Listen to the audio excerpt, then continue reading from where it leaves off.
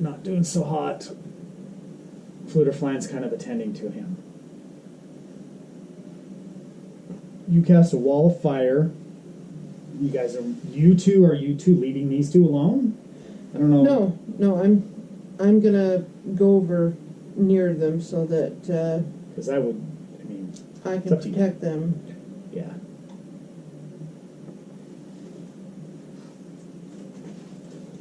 But this will bide us time because they have to go kind of around. They can go this way, yeah, instead of just straight out to you. In the meantime, we can probably make our way around this way to get to the cave through the grove of trees. And somehow hide Theon. They've seen that you've taken Theon out.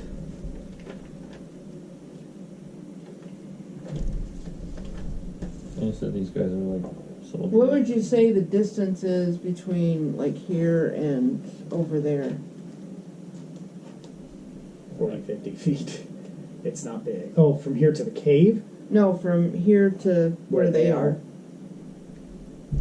40, 50 feet. It's not far. Maybe 60. 50, 60 feet. It's not far. Okay. And you've already cast the spell, so it's his turn to figure out what he wants to do. You can stay where you're at.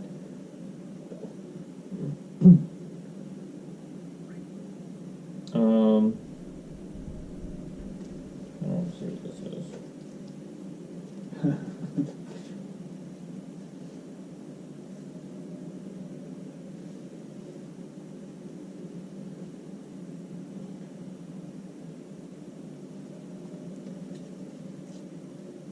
So they're humanoid looking, but you can tell that they're not. Their race isn't human. They're humanoid looking. Remember, there's a building here. It's a pretty big building too. That's just not the best way of representing it. But there's a building there. And that's separate from the cave, right? Yes.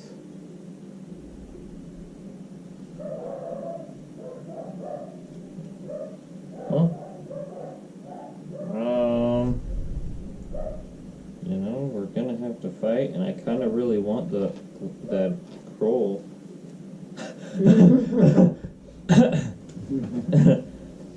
Or the whip, or both. Well, by the time they get over to us, it'll buy us some time anyway. Did you find out what was inside this thing right here? Are you making? I need to know if that's what you're still doing. I need to know this. 'Cause he said he was gonna look inside there. But Yeah, you guys did. You said you but- were going with him too, and you decided against that. Yeah, so I think... Because I was trying to remind you, he is on the ground, very injured, cannot move very much, and Fluter's all by himself over there with him. Yeah, so I'm going to conjure... So you can leave him, but you just rescued him. Yeah. Or you can I don't stand your ground and protect him. You need to decide. That's Yeah. kind of my point I want to make with you, because he cannot move like that. They beat the shit out of him. He's black and blue and bruised and beat up. I don't want.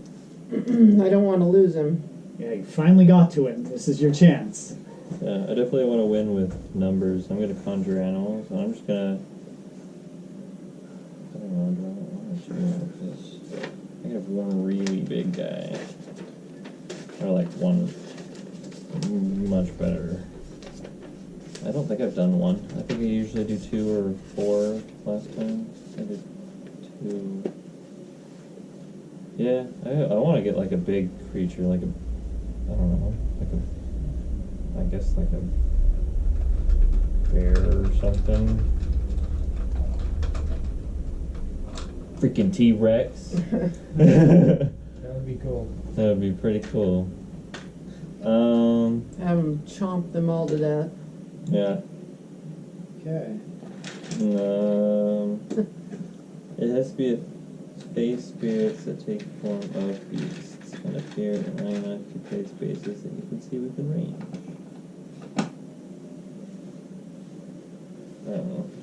whether we could use those to represent your creatures if you're going to summon creatures. We'll see. Yeah.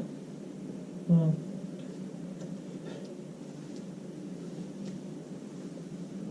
No, I can't. I'll still do like my little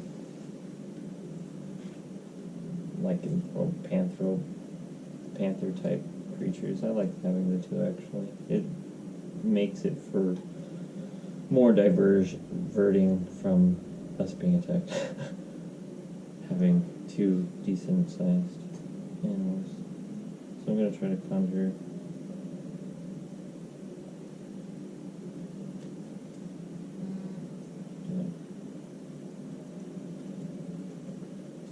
Conjure animals. We go for the two beasts.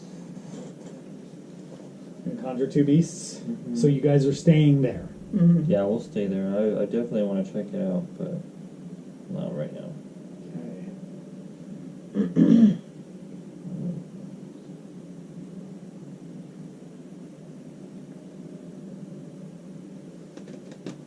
There we go.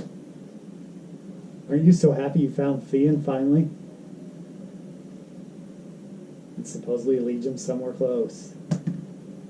Ooh, 19. 19. So you summoned what animals? Two animals? Yeah.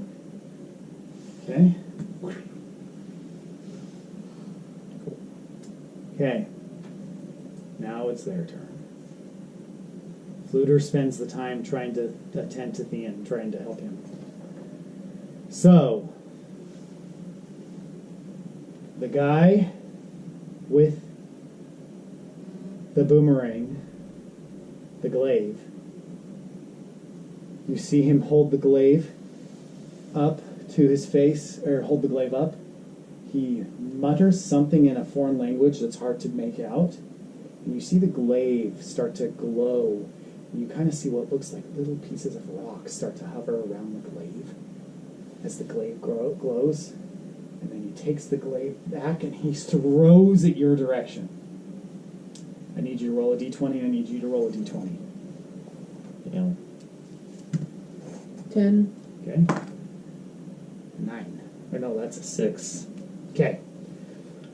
So the glaive comes from this first guy right here.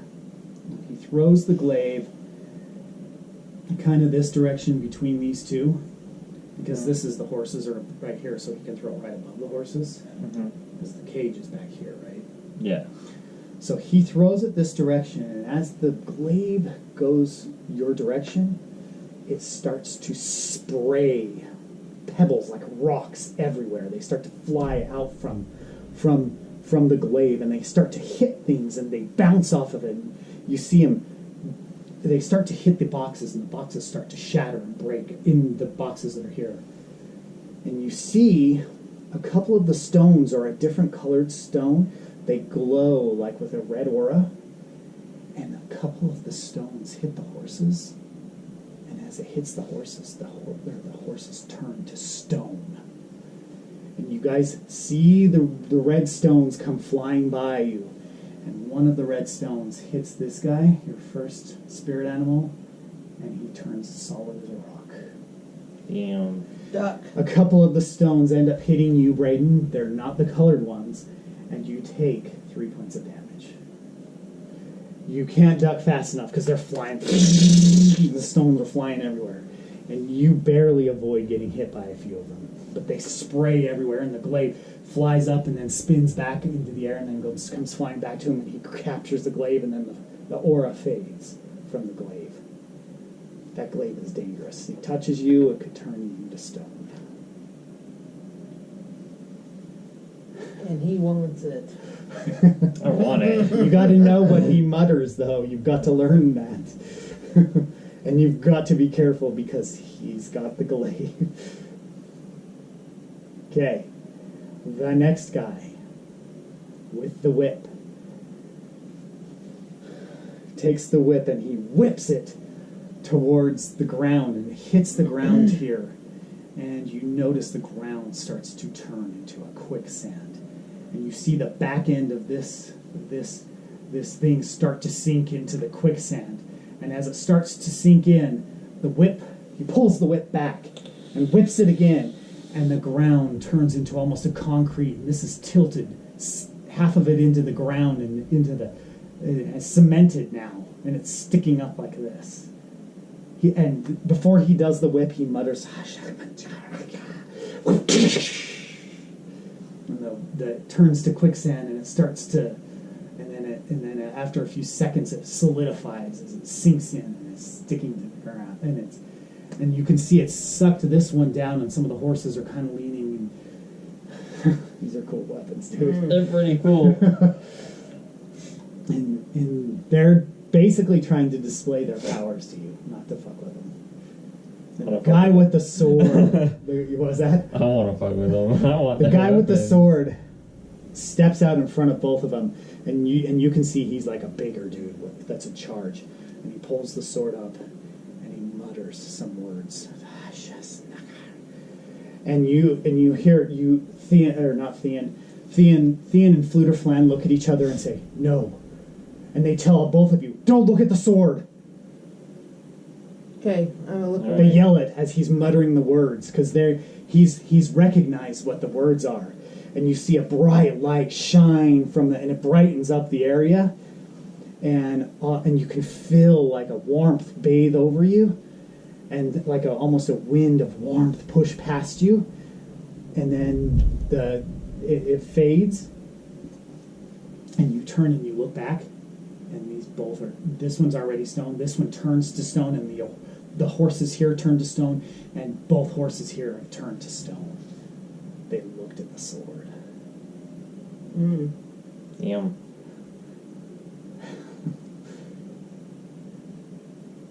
We need these weapons. I'm wondering if the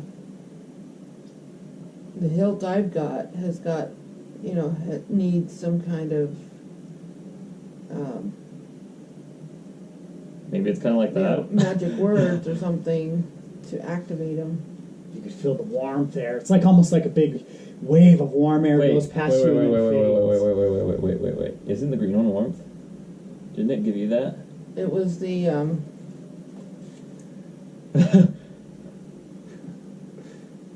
the green one was like a calming. It had an earth smell. Oh no, the red one had warmth. And then Yeah, the the red red one one was heat. It was warmth. I think your red one can do that. Wait, and these two knew what it was, right? They could- picked up a key word that they recognized, and they were like, "Don't look at the sword." So some petrification thing in chanting spell. I'm sorry, both of your pets are dead. Yeah, it sucks. I rolled a 6. You did roll a 6, unfortunately. It was really bad.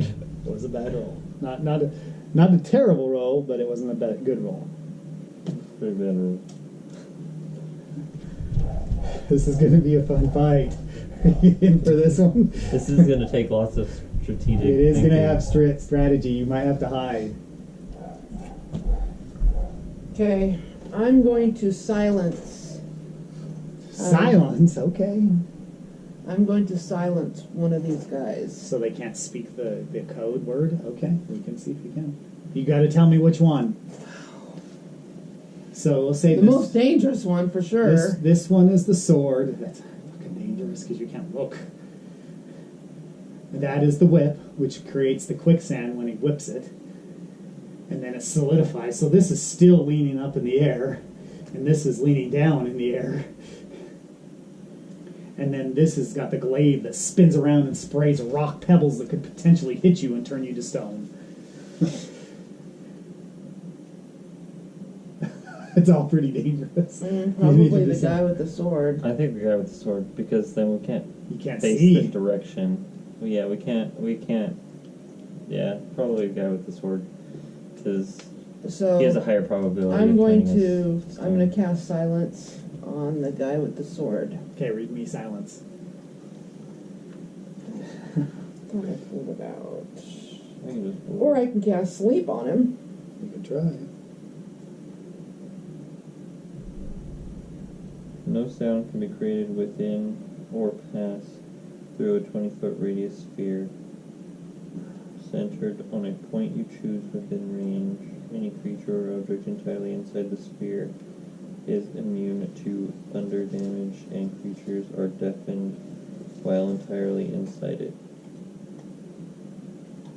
Casting a spell that includes a verbal component is impossible here. So Did you hear? He told you what it was. it was 100. It's 120 feet range, so you could definitely do that Yeah, you from could. that far away. And I'll do the it says it silence. creates a 20-foot radius, so it actually would affect all of them, Yeah, good. or could affect all of them. 10.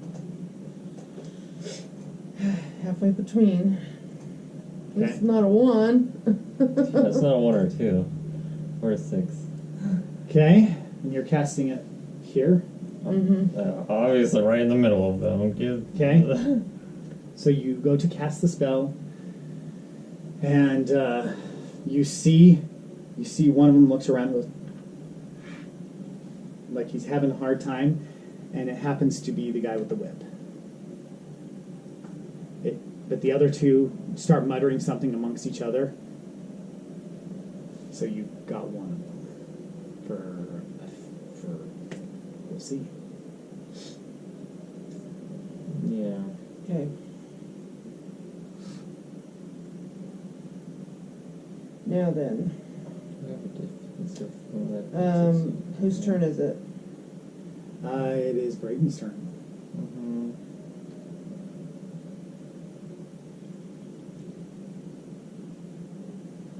I want to see what this does.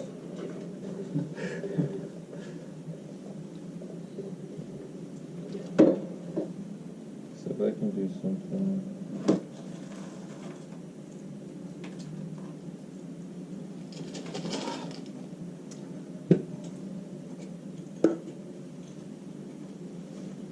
That doesn't work. It could have if it was not quite the resistances that it was saying. That's the bummer.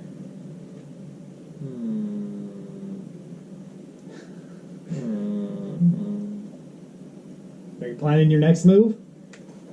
Plan your next move so that you're ready for it.